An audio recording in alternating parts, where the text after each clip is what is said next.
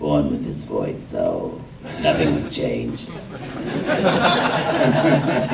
My daughter has a really strangely low voice. I'm really excited. Like she's 14 months and she has like the weirdest low voice. And I'm hoping it sticks. Okay, I really do. Daddy, I'm dating. I want you to meet my new boyfriend. Yep, I can see that happening. Okay, the next one. The gentleman with the camera.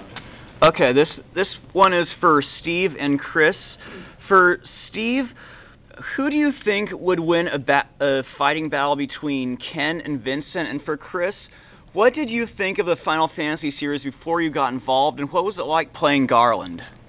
Okay.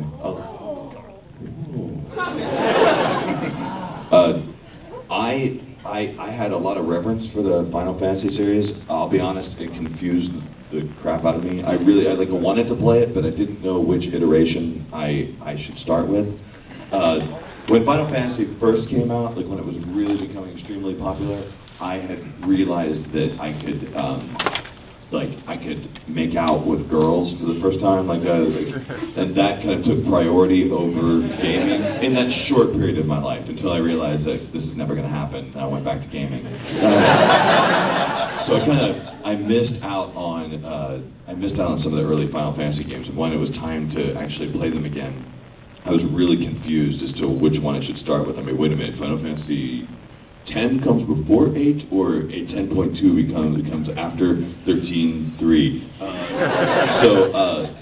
But I was getting the role of Garland in Final Fantasy was a total surprise. I never auditioned for it. I just got a random call one day and said they wanted to use me as the voice, and they were going to fly me in from Dallas to do it. And the reason I got cast for that is because in the Japanese version of Final Fantasy, the voice actor who plays that role is Alex Louis, the guy who plays Alex Louis Armstrong.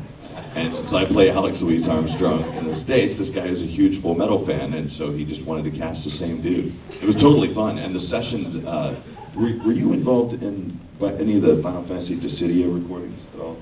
But I'm sure you recorded over at Cup of Tea. It's the studio that's right next to Bang Zoom, upstairs, like Bob Buckle's studio. Yeah, that's Skylark. Skylark. Yeah. I'm sure you've had sessions there before. This studio, I love them to death. They're the sweetest ladies, and they have like these awesome dogs that are up at the studio too. But they have, I think that Walt Disney's body is stored underneath the floor in their tracking room, because it's the coldest studio I've ever been in. And when I went in to record, I didn't think about it. I was like, I was in California. I was wearing like just a t-shirt and like some really light pants. I was freezing the whole session. Yeah, the blood sort of rushes out of your head and into your nipples when you go in.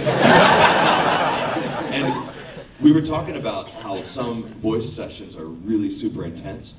Their sessions are actually the opposite of that, because they treat every line so carefully on the Final Fantasy games, so that every line requires a lengthy discussion after you do it. So like, I am the beginning and the end. All right, thank you very much. Hold on 1 second, please. And they completely mute you, and then you don't hear anything, and then you just see people talking. Sometimes they would talk for like 10, 15 minutes, and they come back and go, he is dying in this line. One more time, please. They're super fun sessions, and you're totally happy to be there, but it's the opposite of the super strenuous sessions. I got a lot of homework done in those sessions. Yeah, I got a lot of email done. Anyway, the other question was, what if Ken and Vincent Valentine did a fighting duel? Who would win? Between a fighting duel?